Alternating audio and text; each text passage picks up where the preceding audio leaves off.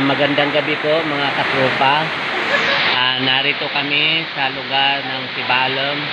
Ang mga kahimawan ko dyan, turog sila dyan, gabaratang sanda, kaya daw mga lingin. Yan.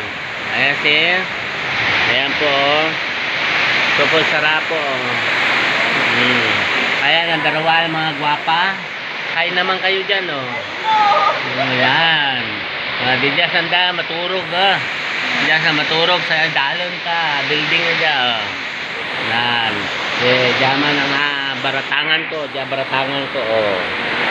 yan so yan basta mag-aaga sila diyan maturog mulan man o bumagyo walang tigil na pagtitinda yan bukas naman sila magtitinda yan maghahanap buhay sila para sa kanilang mga anakis. Ayan. So yan, magandang gabi uli. At mga katropa, yan sila. Palain sila ng Diyos. Kahit na umuulan, ay narito pa rin sila. Ayan, matutulog na yung isa.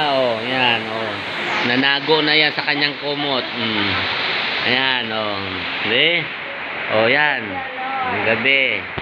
So yan yan si nanay tulog na tulog mahimbing ang kanyang panatulog yan ito naman siya ayan pinabunan niya ang kanyang mukha hello kantas yan nakantawala siya ayan si Matiling tulog na